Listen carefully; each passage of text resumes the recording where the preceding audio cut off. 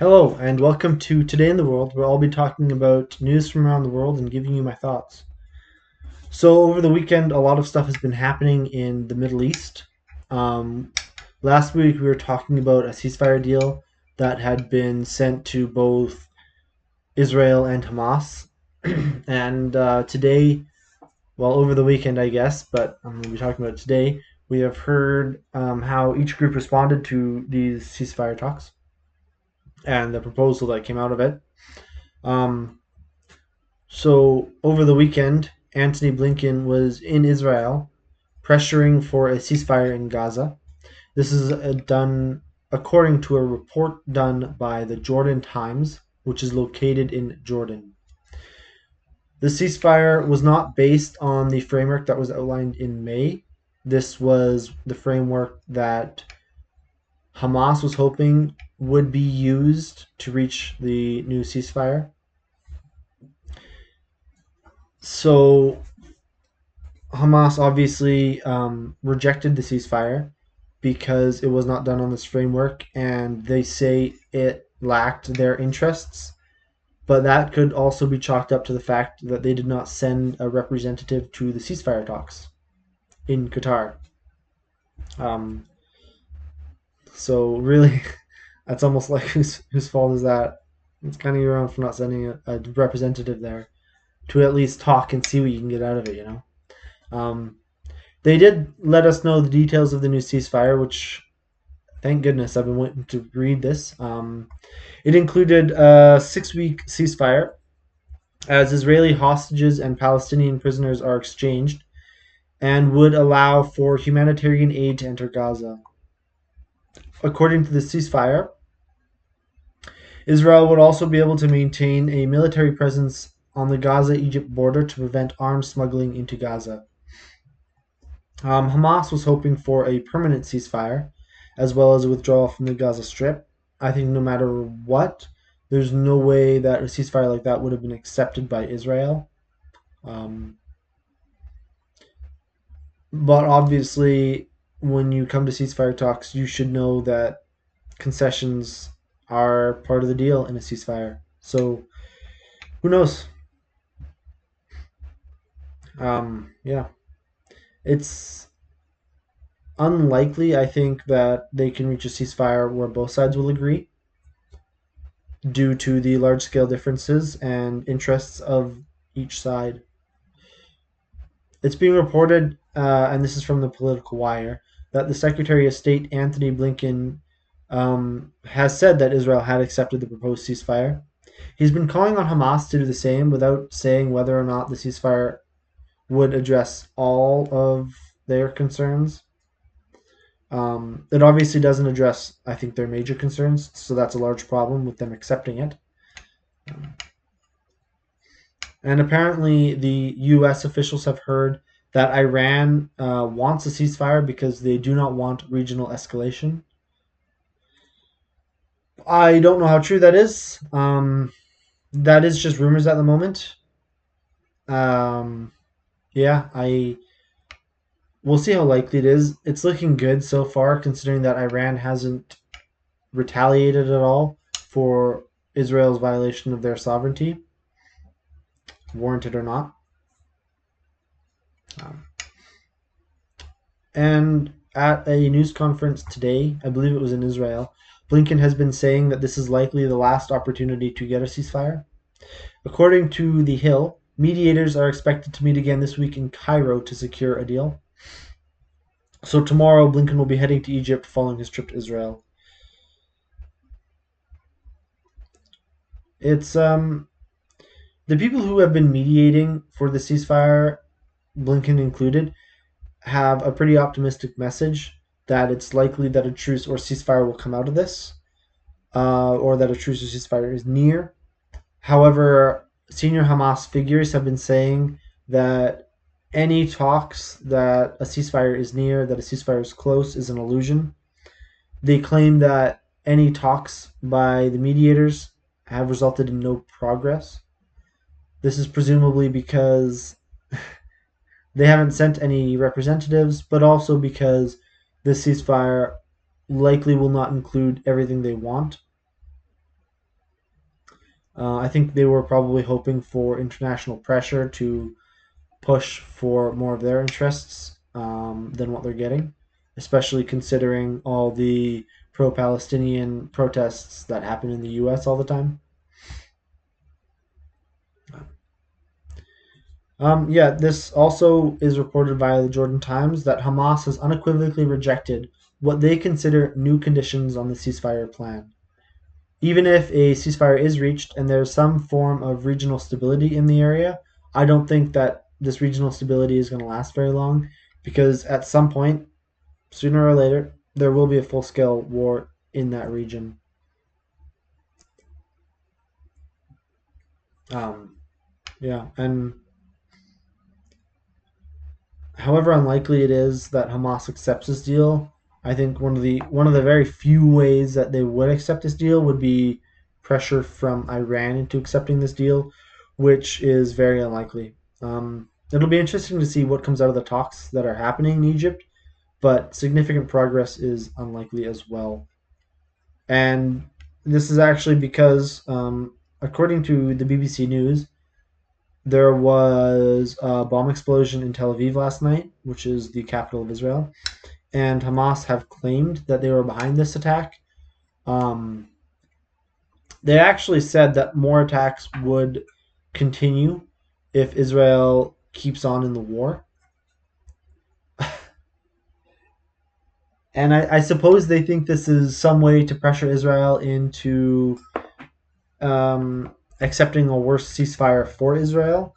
But I think this is only going to harden not quite intentions, but if you understand the word I'm looking for, it's only going to really harden the two sides into the stances they're currently on. Um,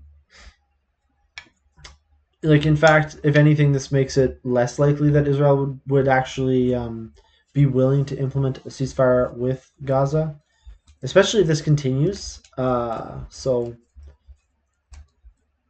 it's it's not looking good in the Middle East right now.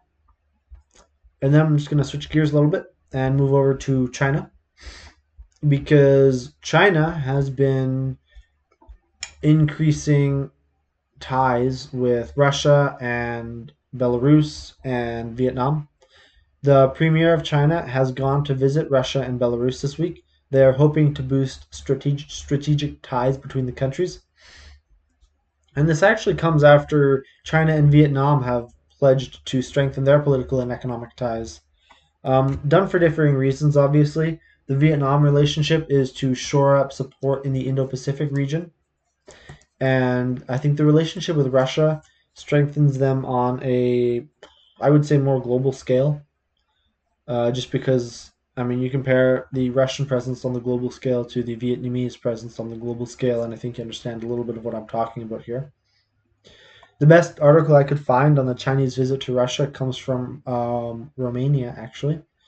Um, and obviously, this visit is coming because of increased economic and diplomatic cooperation between China and Russia. The ties have been deepening since the Ukrainian invasion. This was when most of the Western countries had halted trade with Russia, and China was really their lifeline. And that I think that was the start of increased ties, maybe better ties with China and Russia. Um, this is reportedly the 29th regular meeting between the Chinese and Russian heads of government, and the visit is happening from August 20 to 22nd. Meanwhile, today, Vietnam's new president visited Beijing. So Vietnam's last president, or technically security general of their security council or whatever, it's the same system that China has actually. Their new leader got elected after their old leader passed away after 13 years in charge. And these are the only two communist countries in Southeast Asia. This meeting has come as reportedly the US and Japan have been attempting to develop closer ties with the Vietnam's communist government. because the U.S. and Japan are looking for more partners in an economic and strategic rivalry with China. This is because while they do have close ties with China, Vietnam and China have sparred over territory in the South China Sea. um, yeah, it's actually been very similar to the Philippines and Chinese sparring over territory. Um, and actually, recently we had talked about how Vietnam's Coast Guard and the Philippines Coast Guard um, had been taking part in joint military drills. I think it's just important to note that Vietnam has benefited from a lot of investment from China. They have very deep economic ties with China. China is their largest trading partner, and I believe last year there was reportedly $172 billion done in trade between the two countries. I think the relationship between China and Vietnam is a little bit like the relationship between Russia and Belarus. Obviously, it's not that extreme because really Belarus is just a satellite of Russia. I wouldn't say Vietnam is a satellite of China, but they do have a very um, close relationship um, due to their economic almost reliance on China. And this does allow China to get certain concessions from Vietnam in any talks they have, in any disputes they have. And this kind of leads us into the other global flashpoint. I hesitate to use global flashpoint because it's definitely not nearly as large as what's happening in the Middle East right now, but it is interesting um, because China and the Philippines have had clashes in the South China Sea recently, um, over and over repeatedly, and this is another one. So this is reporting done by the Bangkok Post that the Coast Guard ships from China and the Philippines collided in a morning in a shoal in the South China Sea. The reporting done indicates that the shoal is actually in the Philippines economic zone that China is not supposed to be in. I didn't want to use I didn't want to use the word invasion because it's not an invasion, but they're not supposed to be there. They're there anyway. These two ships collided. Um, they're each obviously blaming each other for the collision. Philippines is obviously blaming China because the Chinese Coast Guard is not supposed to be there. China is blaming the Philippines because they lay claim to the whole of the South China Sea. And this collision comes after China and the Philippines had reached a tentative deal to de escalate the maritime situation. Um, and this collision comes after several joint drills done by the Philippines and other nations, Vietnam, the U.S., Japan. So yeah, it's not quite uh, a global flashpoint, but it's definitely a regional flashpoint in the area because this is an incident in a line of incidents, an incident that just seemingly keeps on happening over and over with different different people, I guess, because different. It's not always a Coast Guard colliding. The last little incident they had before this was actually airplanes.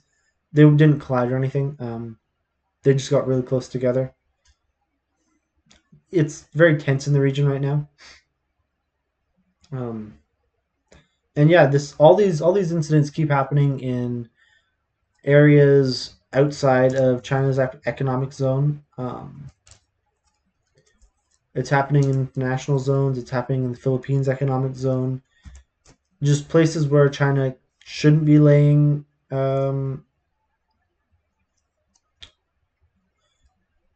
where they shouldn't be demanding they have control. I guess that's not right, but it's in areas that they don't have control over.